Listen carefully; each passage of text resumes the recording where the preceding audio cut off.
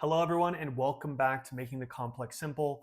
I'm your host, Morgan Whalen, and I appreciate you joining in to listen. This is a podcast where I talk about what I'm going through, what I'm learning in life and business and relationships, and I give you the knowledge without having to go through the pain yourself. So, buckle up. There's going to be a lot of gems on this one. And again, if you like the visual look and you want to watch it instead, go to YouTube.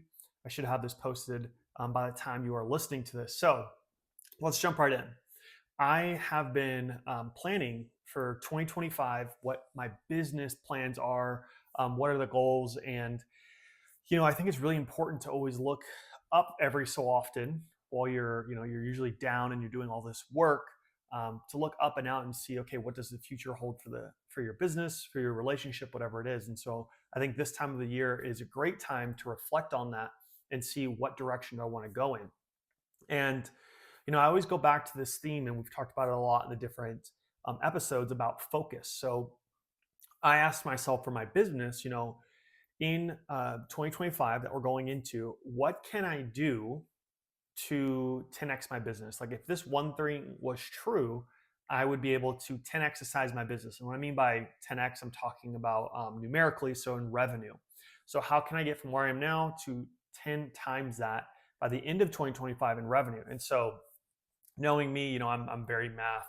I'm a math lover, so I went and I was trying to do all the numbers. I'm like, okay, well, if I get ads to get better, and I can get this many people over to my landing page or my website, then I will be able to convert, this many people on average, and then if they sign up for me, boom, boom, boom, boom, boom, right? So I did all the numbers and I worked it all out, and I was really thinking about, okay, now how can I get to that point? Well, one, I'd have to get my ads need to be better, right? And we'll get into this more. And then two, I need to make a better landing page, because recently, like the last this whole month so far, which has been 18, 19 days, I haven't gotten anyone to book a call. I've gotten people to go to the page where they would schedule and schedule time with me, but no one's actually clicked the button and did it. So I'm going to talk to you about what realizations I've had, and what I'm going to change going into 2025. So to make this really, really clear, I have spent probably about, I've definitely spent $3,000 now in marketing and advertising in just this quarter of 2024. And so I'm going to tell you the big keys, the big takeaways. So if you're thinking about marketing, well, advertising or paid ads in particular, what I do, what it really does, the advantage is it allows you to place your content in front of eyeballs. Otherwise, you would have to compete against on an organic level. So if you post a piece of content on Facebook or Instagram and it's just regular, you're going to compete against the algorithm and everyone else for attention. If not enough people view it or stay on the video or like it or engage with it, then it's going to stop serving.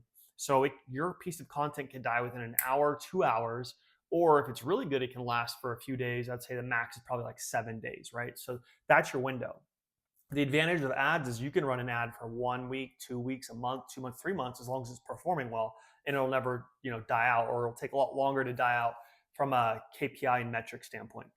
So what I noticed was, if you look at marketing like a funnel, and the top of the funnel or the top of the triangle is people who have no idea about you. It's like all the human beings in the world, right? That's the top of the funnel. And then after that, you're going to have people who see your content, and that's great. That's like the next level of the funnel. They have some awareness of who you are, right? They know who you are, or if you have a company, they know who your brand is. And then the next level after that is they know it, they engage with it, they stick around a little bit longer, and then they slowly work their way down to the point where they're like, I really like the content that they have. If they had something, I would definitely buy it from them, right? And so that's from top of the funnel all the way down to the bottom. So the bottom is they're wanting to buy from you, or they're wanting to get what you're selling. And so when I started running ads, I figured, well, there's people at every single level of this stage automatically. They're people in the buying process all the time, and so Meta's going to know who exactly I need to put these ads in front of, and then I'm just going to target the people right here at the bottom of the funnel, right? Huge at the top, very small at the bottom. So I'm going to focus my advertising dollars right on this bottom, and so I would advertise to the people that Meta would think are most likely like ready to purchase. Well, if you think about it, the people who are most likely to purchase from you and they've only seen maybe a 30-second ad from you are people who are like impulse buyers, people who buy now and ask questions later. And so I've had to really reflect on, is that the type of people that I want to service with my with my team, right? We're a service-based business. We're going to work hand in hand with people and hopefully over a long period of time. And so the type of person I was targeting, the type of people on Meta and Instagram that I was targeting were people that were like ready to go right now. They have a really big problem and they're trying to get it solved.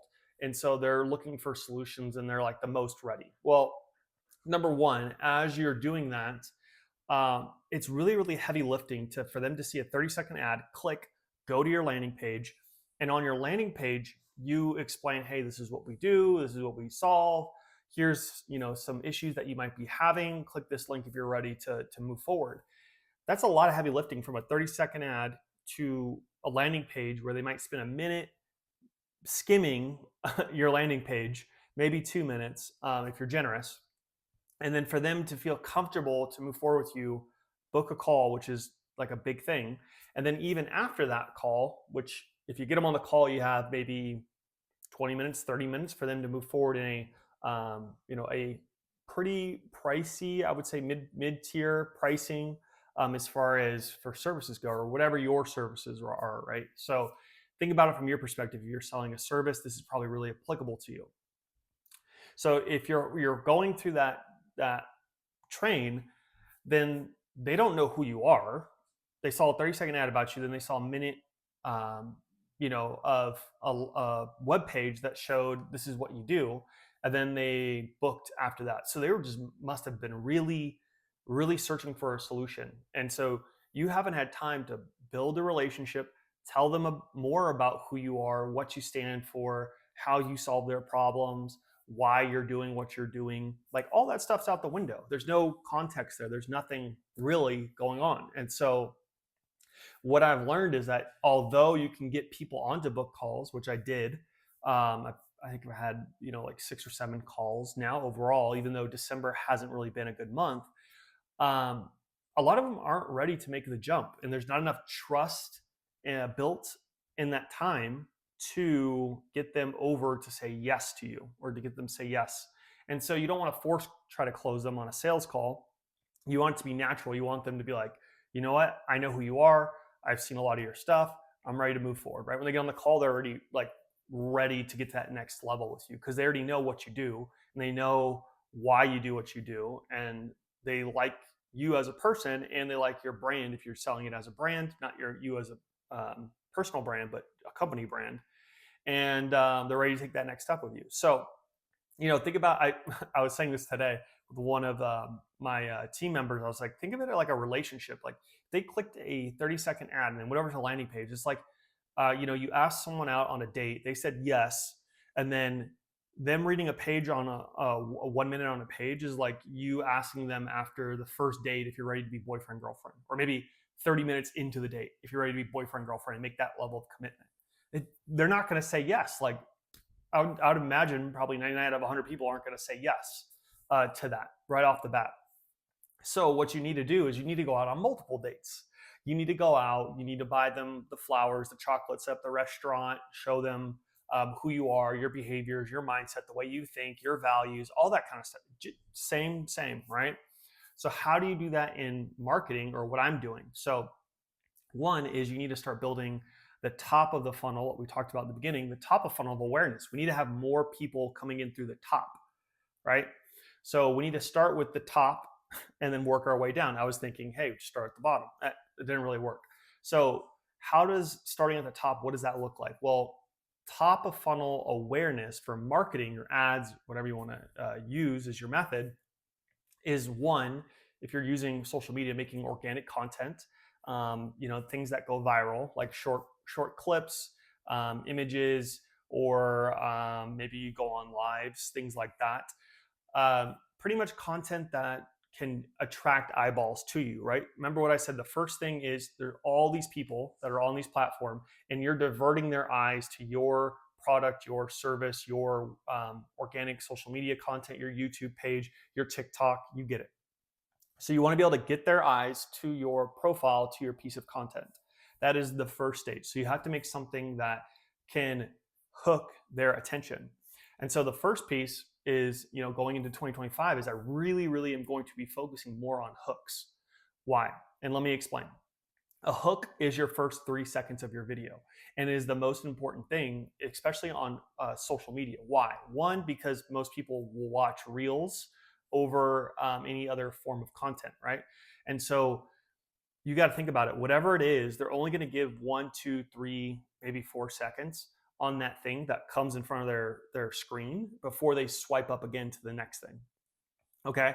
It could be a little different if it's on YouTube, and we'll get to that in a second. But we'll stick to like TikTok, YouTube Shorts, Instagram Reels, those things. So you have 2 to 3 seconds to grab their attention. And the whole point is to grab their attention. They watch and consume the whole thing. They have a positive experience from it because you add value to them, or it's entertaining, it's funny, it provides a piece of knowledge. It's something that you value or are interested in. And then that will make them want to either like, share, leave a comment, some type of engagement, or go to your profile. And that is the first step of getting someone into your ecosystem. Okay, that's the basics. So you want to get more people to watch your content and get into your ecosystem. Now, some people will just be casual watchers and they won't actually like follow or subscribe. Some people will, follow you and then stalk you and like everything that you post, right? Yeah, there's two extremes there. But essentially, you want to get a large group of people that start to engage with your content, that start to engage with you as the brand or you as the personal brand, if you're not a logo or a business that you're running it out of. And you want them to start liking and sharing your content, because then it gets even more reach than it did before. So that's the top of the funnel awareness. And so in this top level, you're making, in my case, for like business finance, I'm making educational content about finances. I'm making content about like how our business is unique, the way we think, the way that we save our clients money, client testimonials of how they've turned their business around, things like that, right? That generates people who will want to consume more of that content. Okay. And so let's just say you get, 1,000 people to follow. I'm not saying that's the only way, but let's just say, for instance, 1,000 people follow your account now because you've been posting constantly. Well, then the next thing is to get them to take the next step towards you. And actually, before we get into the next step, which is the middle of the funnel, let's talk about the hook real quick one more time. So the reason why the hook is the most important thing is because if you fix that, that improves anything else that happens. Because if more people view it, there's more chances for everything else to happen down past that. And because it's the first thing in marketing terms that people see, if you change it, it's going to have the most throughput change of anything else. So you want to make content that is controversial, or it takes a stand for something, maybe in a values post, or it talks about something that you did that not a lot of people did, right? So for me, if I say, hey, I spent $3,000 this month on ads, how many people can actually say that, right? And then I can say, here's these lessons that I learned. Ooh, okay, that's going to get a lot more attention than someone who's just posting random content about you need to stay motivated or you need to stay disciplined, right? That's not get that much content, because there's not, why should anyone listen to you at that point? There's no proof, there's no credibility, unless you're like a big figure already in the space of motivation and those types of things, and you're well known already. Then you could do that and it'll work. So you want to give like, here's the one key thing to blah blah blah, right? Like numbers in the beginning, or I just spent $3,000 on this. Talk about your personal experience, or hey, here's why passive income is a myth, or here's why it won't work for you, right? It's something controversial that most people think, well, passive income, wait, I thought everyone says that's like the golden thing you got to get to. Why is he saying doesn't work anymore? So then it intrigues them, it keeps them going on to the rest of your content.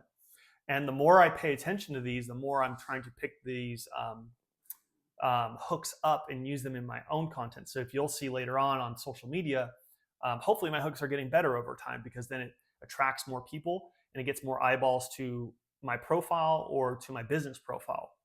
Okay. So once you have the eyeballs to your profile, then you got to see like who's actually just there for entertainment or for the show or for the content, and who's actually there because they need help.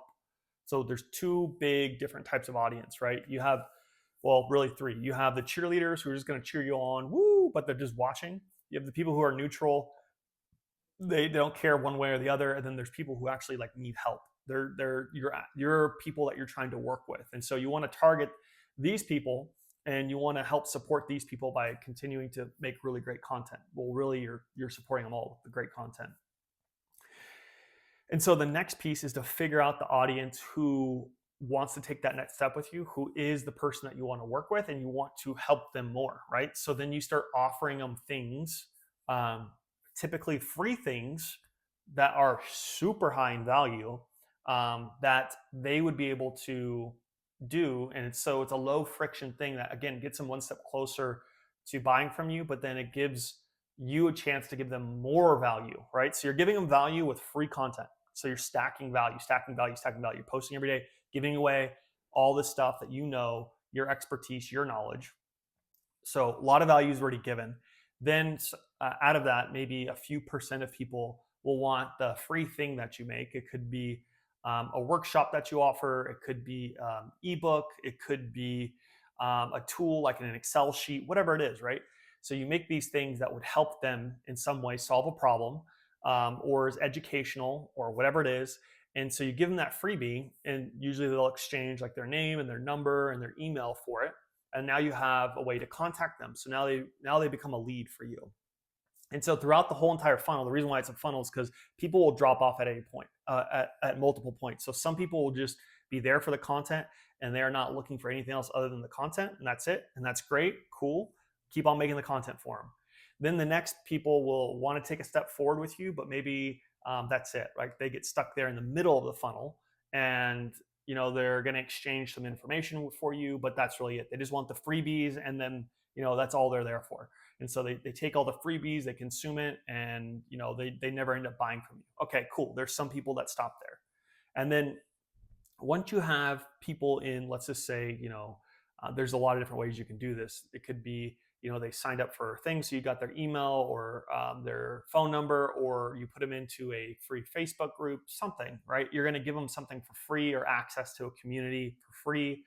And then ideally in that middle of the funnel, you have a segregated audience outside of everyone who's up here at the top, and you're able to speak and give a different level of value to these people, these middle of the funnel people, right? For me, I just came out with a newsletter. So it's called Financial Focus. And what I'm doing is I'm distilling down the biggest things I've learned so far helping small business owners, 6 and 7 figure business owners, by distilling down into these like little gems that people can read, usually in a minute to 2 minutes, get it, and then save hundreds, thousands, tens of thousands of dollars if they implement it, right? Because it's worked for my clients, so it definitely can work for them. So they're tried and true things that I can give away, a lot higher value. These are things that I'd work on with my clients. But if they want to do it themselves, or if they feel like they don't need my help in the process, that's great. And then it also forces me to get better and better. It forces me to have to learn new things. So then when they do become a client, I can give them even more value. That's the whole thing. So they take a step toward you by signing up for your email, let's just say, for example, and then you send them an email, and you can pick the cadence. There's a whole method to like when you send the email, how often you send the email, making sure it goes into the right inbox, the content itself. Like there's so much. I can make a whole video on that. But you're going to eventually just, let's just say once a week you send them an email, and most of the time this is going to be free content, here you go, here you go, here you go. And then after they've engaged with your emails for so much, then you might make another small ask of them, like, hey, I'm having a free workshop. If you want, you can sign up. That's the next level right there. Okay. And then they go to the free workshop, they get to interact with you. Boom. Okay, cool. And then you can pitch at the end of your workshop, hey, if you want to work with me, here's how you do it. You can schedule a call. So I just walked you through real quick part of the funnel that I'm going to be working on in 2025. There's a lot there. But you see how it's different from the bottom of the funnel method that I tried before, which I just ran ads to people who Meta thought were going to be the most ready to purchase. And they watched a 30-second ad, and then they went to a web page. Now I'm giving them all these things in between, giving them so much value at every stage of the process. And then if they are ready, then they can go book a call with me on my calendar. They go to the landing page and they read that, right? So way, way different. How does that actually look? So if you're running ads and let's say you have a budget. So before I did a primarily like 90% of my budget was down at trying to convert people and like 10% of my budget was to, have more people view my stuff in general. And pretty much what I'm going to do next year is flip that on its head to where almost all of my budget, I would say probably 75 to 80% of my budget. So if it was $100, I would say 75 to $80 is going to be up at the top between just giving out free content and pushing that content on the platform and making sure more eyeballs see it and giving away free stuff. So those are like the first two layers right there. And then only maybe like 10% of my budget is going to go down towards actually asking people to get on a call with me from the platform. So I'm going to be asking them from email, and then I'm also going to be asking them from like whatever ad platform that you're using to get them over to your website to book a call and to take that next step with you. And so doing it this way is definitely more long term, but you're building a relationship with that person. You're going back to the dating analogy. You're not just saying after 30 minutes of meeting the person on your first date, hey, do you want to be boyfriend, girlfriend? You're going the long term approach. You're not taking the short term approach. And so I think in all areas of business, it definitely pays to do the long term approach. You have to eventually convert some people into customers, or else you're always going to be giving away free stuff, and then that doesn't work. You're a charity at that point. Um, but if you spread it out longer and you give them a longer time to mature, get to know you, your company, and if they feel like it's a good fit, then it's a win for both people, right? Because you spent a little bit more time being precise with your message and who you want to work with. And then that allowed the people who are naturally going to work with to filter down to the bottom and naturally self select themselves to say, yes, I want to move forward with this person. So that is a lot that I had learned in marketing, and I wanted to share that with you. I wanted to, talk about it while it was still fresh in my mind, and that way, hopefully, some of you can take this, learn from it, and apply it. I could definitely go into a lot more detail as far as like the hooks, which ones you try out, how many different variations you do. But I'm definitely learning as I go. As you can see, I'm changing my whole entire um, ad structure, flipping it on its head, going into 2025. So by no means am I saying I'm perfect and I know exactly what I'm doing. I'm just telling you as I'm learning, here's probably a better method. Is the method that I tried first good? Yes, it can work for some business owners. Like if you're running an e-commerce store and you're selling something for $30, $50, $100, that might work for you because you don't really need to build a relationship with a customer, at least not right away. But with a service-based business like me, where it's going to be a lot of contact with that business owner after they sign up for our services, you want to make sure that it's a good relationship, that you've dated them, that you've asked them the right questions, that they've asked you the right questions, that you align on your values and where you're going. And then you're like, yes, we want to be in relationship with each other, right? So hopefully this is helpful to you as you're looking at your own business, your own strategies, and maybe you could take that same marketing strategy and just apply it to whatever it is that you're doing. So it could be cold outreach, it could be cold calling, it could be cold emails, it could be just organic social media content in general. But yeah, if you like it, let me know, and I'd be happy to dive into like maybe a fewer or more detailed view of some of this stuff. But if you're loving this stuff, go ahead and leave a comment, leave a rating, a review, and share it with other people and spread the message. All right. Thank you so much. I'll catch you on the next one.